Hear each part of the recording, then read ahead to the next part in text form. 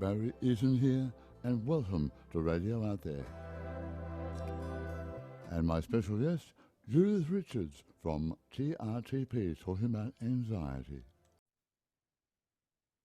Judith, lovely to see you. How are you? I am all the better for seeing you, Barry. Oh, this is a mutual admiration society, just letting our viewers and listeners know. Yes. Now, we've talked about your wonderful organisation as the founder of TRTP, but for those people who might be joining us for the first time, tell me a little bit about your background and TRTP, so then we can get on with talking about something that I think is affecting so many people in the world right now. Anyway, tell us about TRTP. TRTP stands for the Richards Trauma Process, and I'm Judith Richards. I created TRTP out of my own need, urgent need to be well. So TRTP is a 3-step process that resolves trauma-related issues such as anxiety, depression, PTSD, obviously. And I have taught, I don't know how many mental health professionals and coaches in the last 10 years, nearly 1,000, I think, at this point. It's fast, just 3 sessions generally, effective, and it doesn't re-traumatize people. So it's something that's very needed in the world at the moment, Barry, with everything that's going on. That's for sure. I came to create this out of my own need. I had a ridiculous life of extreme trauma. I was Catholic. I was the youngest of 8 in a very Catholic family. My father was a captain of industry. It was a rather dysfunctional family. I'll just leave it at that. So a lot of trauma involved there. And then I was Catholic. Did I mention that? So the priests took an interest in myself and some of the siblings, a keen interest, too keen an interest. And then I went to a Catholic girls' school and was groomed and sexually abused by a Catholic nun. So the sexual abuse started very early in my life. And it sets up what psychologists call re-victimization. So it keeps happening. Yeah. The way I look at it is that in those first formative years, even from before we're born up until we're 7, 8 years old, the software is installed. Yep. That will then run our life, the programming. It does. Those first 7 years are amazing. As an astrologer, I can tell you how that works, but it does for everyone, whether you have trauma or not. Yeah. And some people in those first 7 years get fabulous programs. You know, look at Richard Branson. I matter. It's safe to love and be loved. It's safe to make mistakes. Life's an adventure. Yeah. All those positive things. Some people are lucky enough to get that, but many, myself included, got downloaded such things as I don't matter, and I'm going to curse people. I'm shit, and I deserve to be treated like shit. I deserve to suffer. I deserve to be punished. Catholic, mea culpa, maxima, mea culpa. For those Latin speakers. I'm to blame, that means, for those who haven't. Yes, it's all my fault. That's right, all your fault. All my fault. It all relates to the planet Saturn, which is what I talked about before, which is control. Now, you just control away or have taken away or whatever. But the Catholic Church, very, very Saturnian. So that explains that. Yes. And then what happens once this information, these programs are installed, downloaded, we manifest that. We manifest what the unconscious believes to be true. I call them unconscious programs, core, unconscious core beliefs.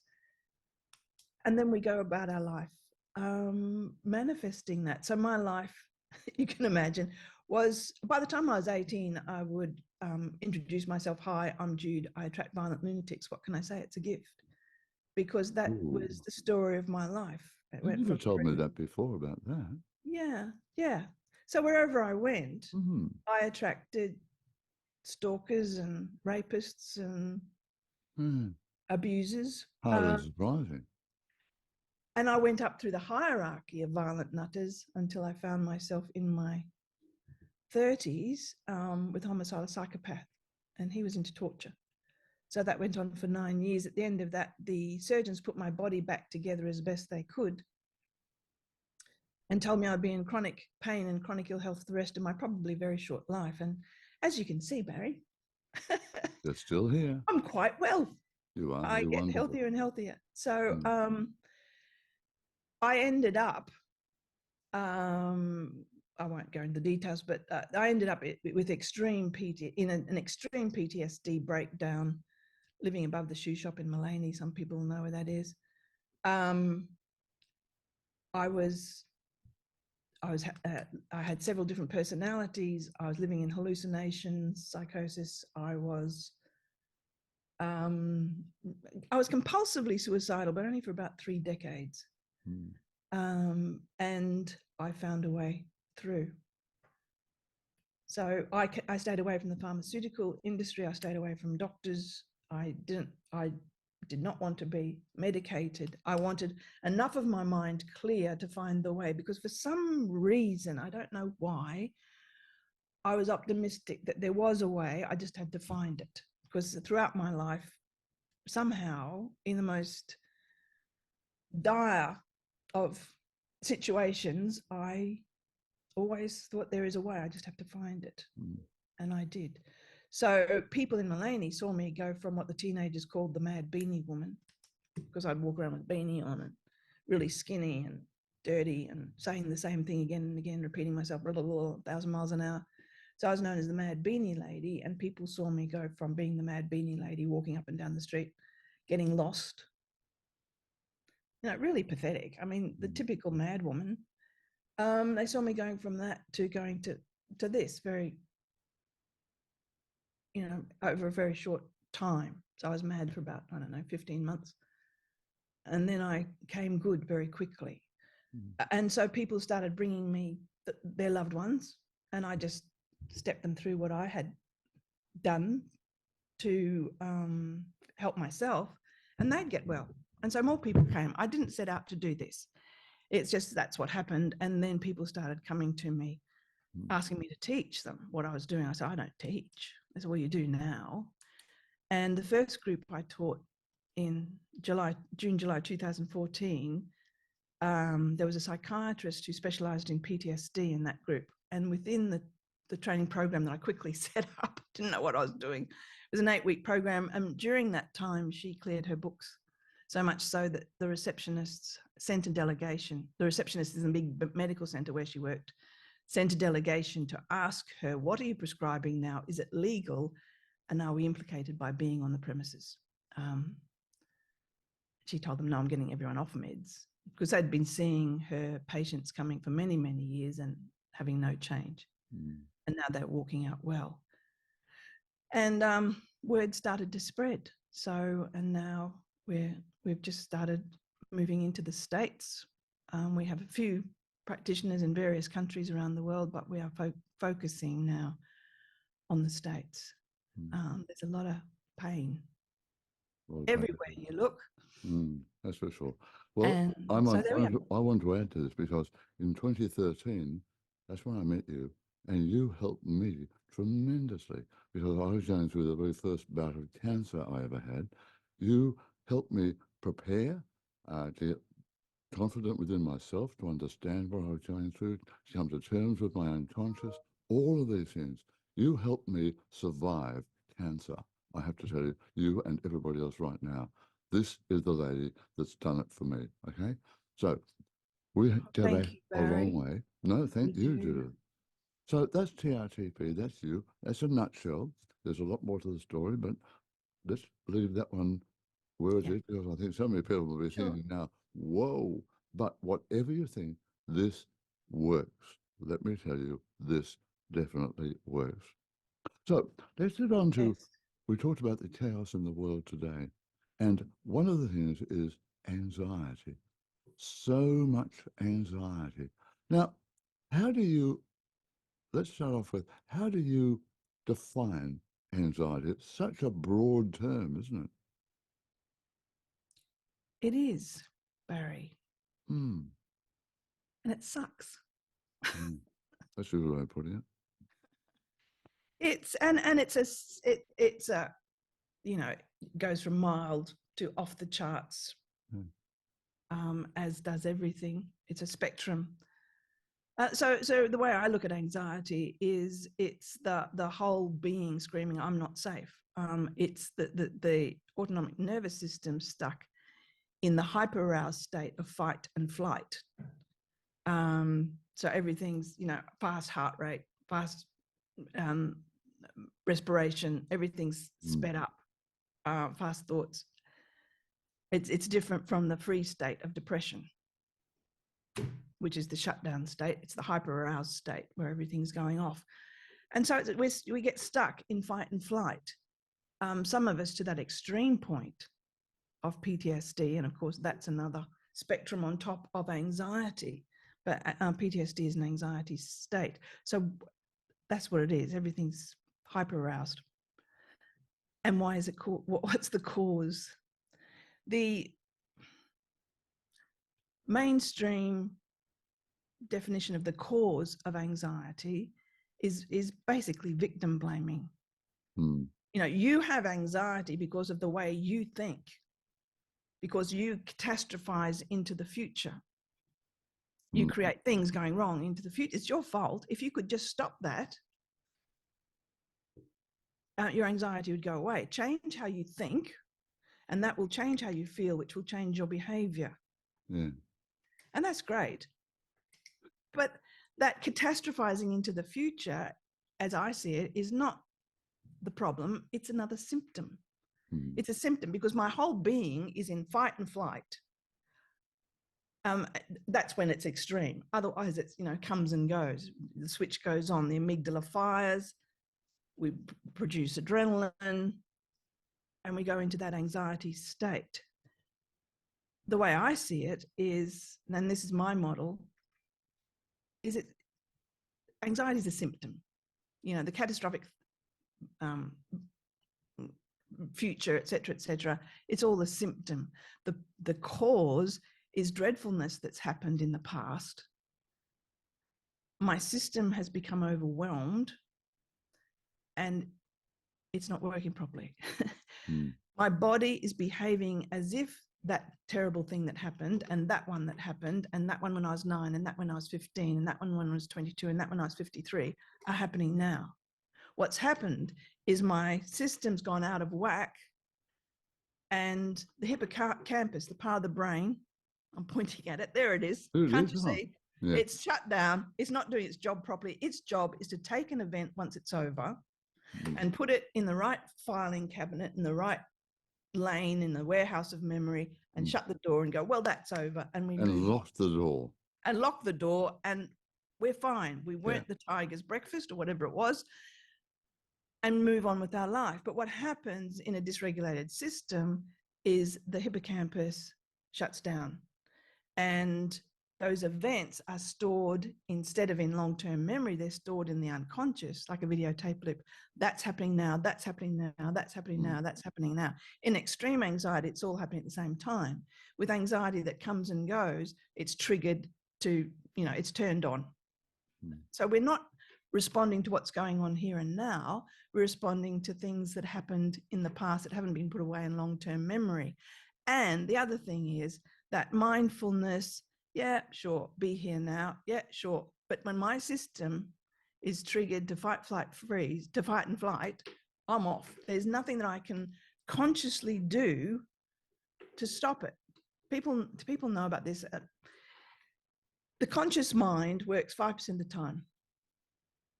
So the maths doesn't work to use that 5% to control the 95% where all of this is happening. The maths just doesn't work. We can do things to help our physiology snap out of it. We can do things like, if you're having a panic attack or if you've got high anxiety, get a big bowl of water, put lots of ice in it, hold your breath and stick your face in it. And that triggers the mammalian dive response. The body thinks, oh, I'm about to be immersed, I'm about to drown. And so within seconds, the heart rate will go down. All these things will happen. Everything will calm down in the body so that we survive. This was taught to me by one of my clients, Tim Thomas. He's a commando, ex-commando veteran. And the other day he showed me, he got a bowl of water with ice water, and had a Fitbit on. He got his heart rate up to 89, stuck his face in the water and showed me his Fitbit on a FaceTime call. And I just watched as within, about 20 seconds, it was down to 49. Really? Yeah. That's a really neat trick. Is it? And he stayed there forever because he's a free diver as well. His lung capacity is extraordinary, but he's a great bloke. It's Tim. And he had extreme PTSD. He doesn't have it anymore. Yeah. So the official look at anxiety, I want your comment on this one, because I did a little bit of research just before we came on air, and I looked at the NHS, National Health System in the UK, and they define anxiety, quote, as a natural reaction to some situations, a natural response to pressure. It makes it sound as if, oh, it's all very natural, happens to everybody. Yeah, no. And almost sort of throwing it away. What do you think about that? Well, in a regulated system, Barry, if a tiger appears in front of us, oh, it happens all the time, yeah. Especially metaphorically. In Sydney, yeah. Now, if we're in danger, there's a danger, you come around the corner, danger. The natural response of our being is the amygdala fires. That's the emergency services in the brain. Danger. We release adrenaline, cortisol, other stress hormones. What happens is the systems that we don't need for the next hour or so till we get away, fight or flee from the danger until we're safe, those systems are shut down. So digestion, we don't need to digest breakfast when, we might be the lion's breakfast or the tiger's breakfast. We don't need to do higher maths to run. So the frontal lobe gets shut down, the digestive system gets shut down. We don't need to fight a bacterial infection just for the next little while. So the immune system is downregulated. All that energy instead is sent to the big muscles of the body so we can fight or flee. Or flight, And in a regulated system, once we realize, the danger's gone, it's over, and I'm safe now, without going on a 3-week yoga retreat in a mountain somewhere, the whole system just regulates. The heart rate is brought down, respiration, the stress chemicals are got rid of out of the body, and we just carry on. But when a system becomes overstressed, it becomes dysregulated. And what happens in a dysregulated system is that event is, as I said, is not put in long-term memory. We don't get to that place, it's over and I'm safe now. We stay in, I'm in danger. I'm not safe. And as I said, in the spectrum, that can come and go, or it can be on all the time, as in extreme PTSD, which is where I was. And what does that feel like? It feels like the accelerator and the brake, pedal to the metal, 24/7. It's very exhausting. So that's how I see it, Barry. In a regulated system, we deal with what's going on. We have all that extra help in our body, all that freed up energy so that we can deal with what's happening. And then afterwards, the system comes right back to homeostasis. Dysregulated system, we stay turned on. And we can stay turned on all the time, or it comes on and off. Yeah. When I first looked at that about a natural reaction, I thought, well, this is underplaying it a bit. But I suppose there is something within all of us, this fight and flight. Went back to the cave eras when we had a saber-toothed tiger out there, right through to modern times when there may be a terrorist just at the front door right now. So that is applied from the very beginning. So obviously it is something that's inbuilt into our system. It's called survival. Yeah, called survival, exactly. And for some people, and this will be obviously very different for every single person. It will be unique to your own circumstances. So how can you generalize on anxiety? Well, we know what happens physiologically in a human body. So it's pretty much the same for everyone. And you can actually, so anxiety, the way I see it, as I said, is from distressing events in the past that have never been stored properly in long-term memory and the door locked, as you said, Barry. But you can actually look at an MRI and see that someone's had a lot of trauma. How? Because the brain function and structure changes with trauma in absolutely predictable ways. So Such every as? human, such as you use a muscle more and more, it gets bigger and bigger. You don't use it, it wastes away. It's the same in the brain. Okay. And so the amygdala, the emergency services that turns on the adrenaline, etc., it gets bigger and bigger. The hippocampus, responsible for long-term memory, gets smaller and smaller. So parts of the brain, predictable parts of the brain are upregulated, predictable parts of the brain are downregulated. The upregulated parts get bigger and bigger, the downregulated parts get smaller and smaller. The white and grey matter in the frontal lobe reduces hugely. You and you start to suffer from craft, can't remember a flipping thing. So It's your word, isn't it? yeah. I've got one of my practitioners, Rosemary Boone. She's a leader in the world of neurofeedback, regulating brain waves. And she can look at an EEG, a particular type of EEG, and say, oh, this person's got PTSD. Really? Because it's absolutely predictable how the brain responds to trauma. Yeah.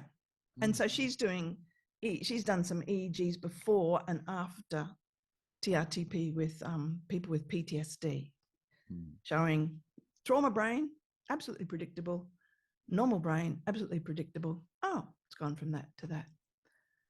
So that's one of the research projects that we're working on, is getting the funding to get Rosemary to do hundreds of those. We're also doing research in collaboration with the medical department at Melbourne University, a big research project there. Yeah, yeah. So I guess when you look at what's been going on in the world with all the wars and fear and everything like that, there's going to be widespread anxiety. So how do you ally fear and anxiety? Good question, Barry. You always ask the good questions. Well, I think about it beforehand. Oh, good. I should have. But fear, everyone who's had anxiety knows the feeling of it, which is this feeling, I'm not safe.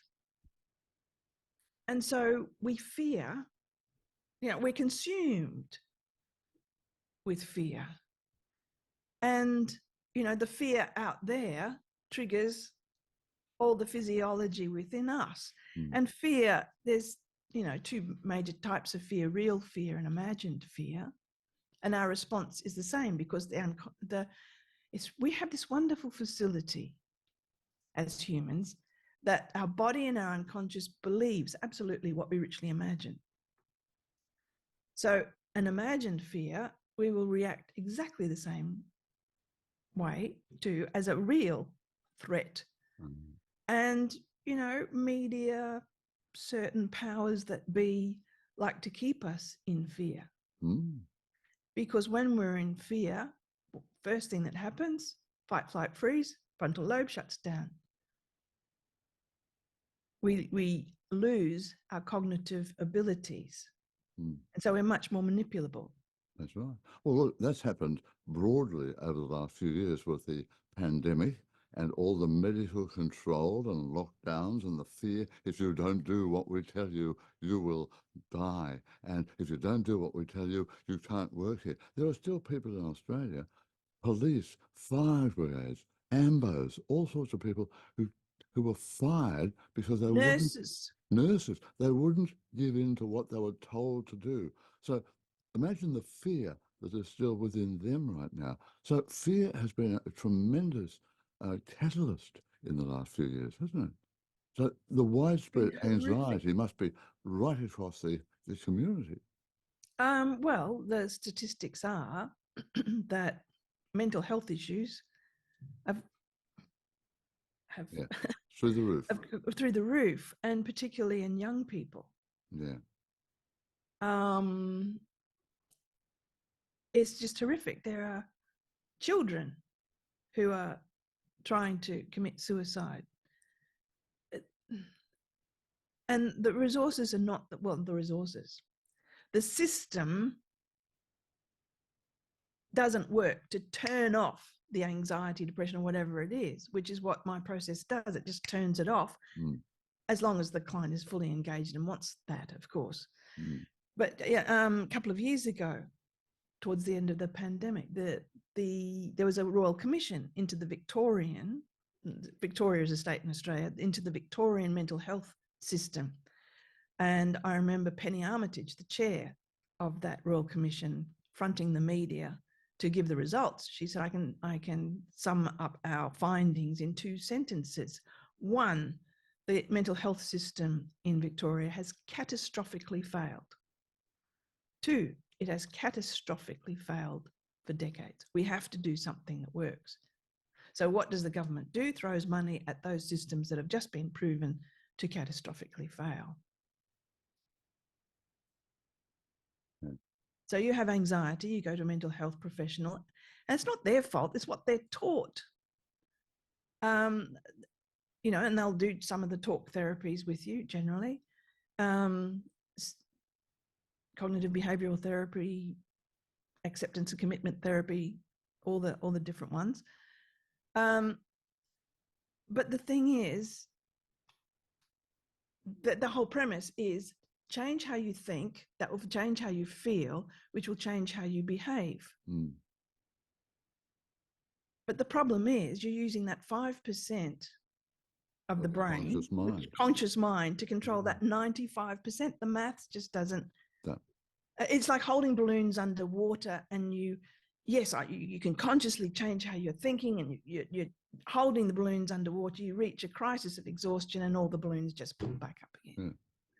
So it's not a good long-term solution. No. All right. Well, we've identified what anxiety is to a great extent. We look at fear, we look at government control, we look at big corporate control, big pharma control. And we've talked about on this program before that hopefully with a change of planets at the moment, things are going to become less controlling. That's fine on a broad basis. What about for the people who are watching now? What about for the average person out there? What is the procedure for them to be able to bring their anxiety, their fears back into reality? And how can you help them? Because it's a big question, isn't it? Oh, it's massive, Barry. People are dying every day because of this. The first thing is to get some control over your own physiology, over that fight, flight, freeze triggering. Yeah. You can look up on Google, how to do that. One of the things is cold water, stick your face in it. Been there, yeah, right. And the mammalian, or just cold water here, just splash it here. Yeah. Some people say just breathe deeply, and what most people do is it just makes it worse. Yeah, it's panting, yeah. Yes, it just makes it worse. It's you take a slow, deep breath. Let's do it together, people. Right, okay. Take a slow, deep breath and hold it. And breathe out slowly, slowly, slowly. Take another slower, deeper breath and hold it. And breathe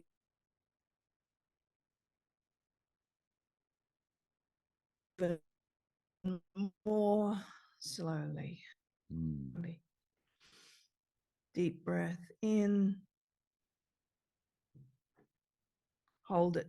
Breathe out slowly. Slowly. And now just become aware of the seat below you. Become aware of the texture, the softness, the firmness. And just notice that each time you exhale, you can just let go into that support. It will support you. It's built to support you. And it actually feels good to just let go into that support, even if it's just the support of a chair, which is just a bit sad, but that's how it is. That takes me And back just to take how a you breath. helped me so long ago. Get prepared within myself to be able to face surgery, radiotherapy, all sorts of stuff. Took the fear out. Yeah. So that brings it all back to me, Judith. Well, that's great, Barry. It was such a pleasure to be able to help you. And the other thing is to ask ourselves a question, because to question what we're thinking, is it true, is a really helpful question. Is it true? I'm thinking this and this and this. Is it true? And to do things like turn off the goddamn television. Bruce Lipton, most people know Bruce Lipton, eminent cell biologist, says he discovered in the 70s that our cells have only two switches: shut down survival, all energy going to just sustaining life, or thriving and growing. And he found that it's the environment or our perception of the environment that triggers shutdown survival or thriving and growing. If you're in shutdown survival, look at your environment. You know, what are you letting in? Turn off the news. Walk away. Go and lie down under a tree. Go into nature. Give your body the space. Ground. Take your shoes off on the grass. Guard your environment. Biggest environment is the one between our ears. How are you thinking? Fill your mind with positive stuff. Hang out with positive people. Create the environment around yourself in which you can thrive. Don't doom scroll through media, through social media. Do things that are going to uplift you. And choose. We get to choose.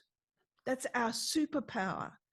How am I going to think about this situation in a way that I'll be okay rather than cutting myself off at the knees? I get to choose. That is my superpower, and no one can take it away. I get to choose. I choose to know because I get to choose. That's my greatest power. I choose to know that that thing that happened to me back there is over and I'm safe now.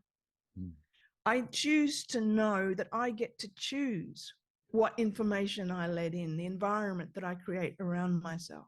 I choose to know that I have the right to choose who's around me. And if someone's toxic, I choose, no, I have the right Push them away. To push them away. We have so much more power than we ever imagined. We are not powerless. And the first step is to step away from blame. It's not my fault that I feel like this. It's their fault and their fault and their fault and their fault and their fault. I choose to know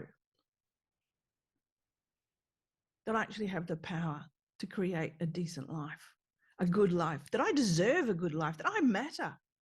I choose to know that I actually matter. Now, that's a big one. I actually matter.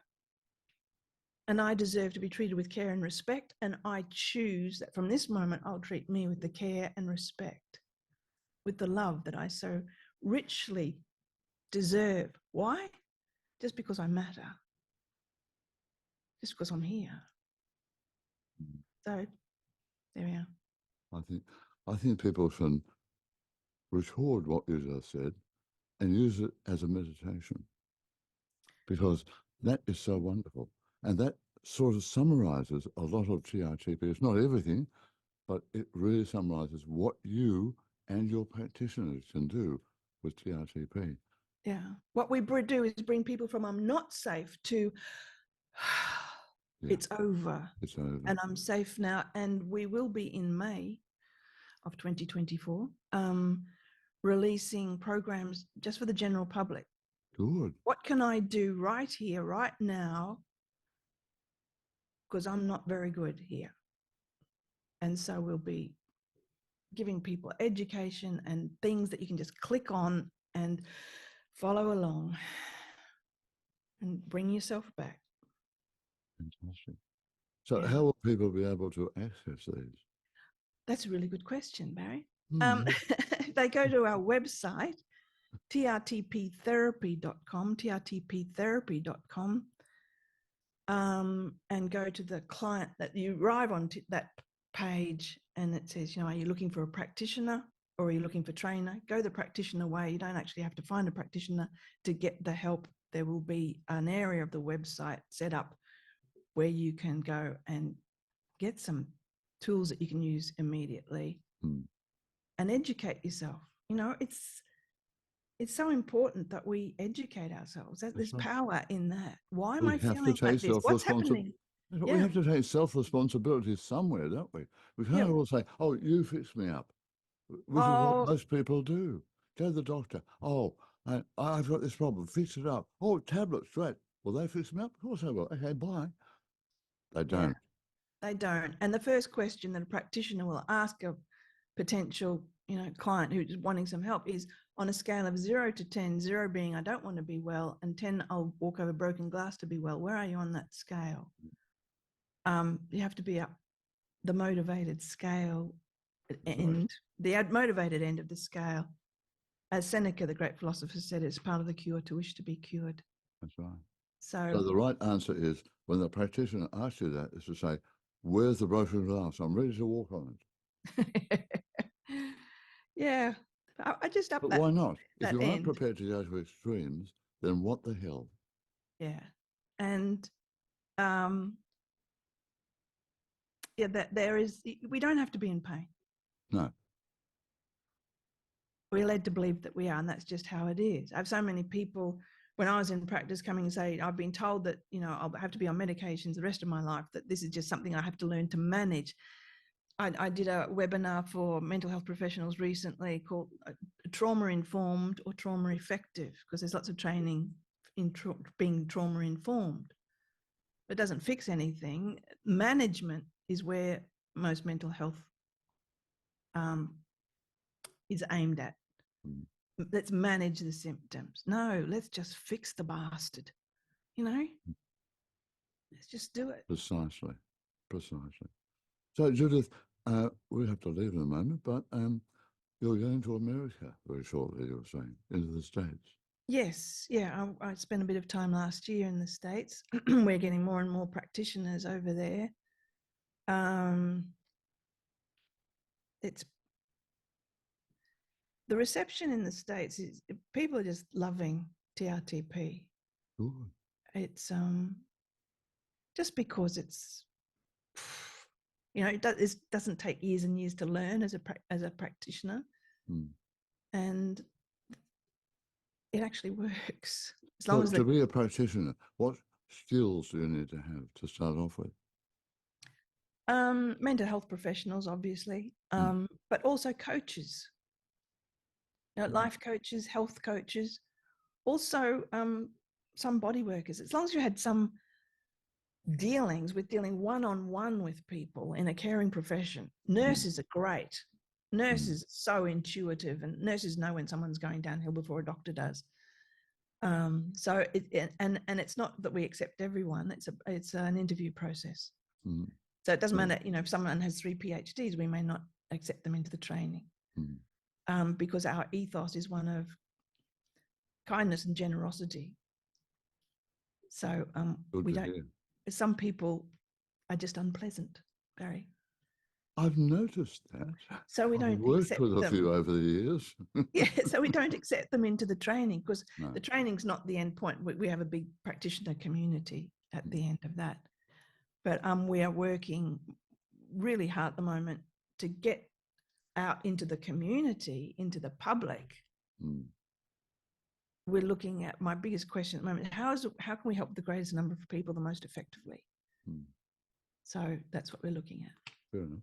So people who are listening or watching this in the US at the moment, will they be able to find practitioners by coming on to trtptherapy.com? Yes, they will. Good, wonderful. The thing is that it's just as effective on Zoom, Barry, as it is face to face. Oh, well, there you are. So You and I've you done can some wonderful Zoom sessions. Yes. So most practitioners are in Australia at this stage. There are some in the States, but you can have a practitioner anywhere in the world and just get on Zoom. Yeah, fair enough. Mm. Judith, you have helped so many people, myself included, of course, over the years. You are an earth angel. You came here with a mission. You had to go through, in your words, shit before it all happened. But boy, when you come out the other side, are you right on track, baby? Thank you, Barry. It's been an interesting journey. Yeah. And it's not over yet. No, not yet, Barry. Thank you for your kind words, Barry. And it's always a pleasure and a privilege to talk with you. My pleasure.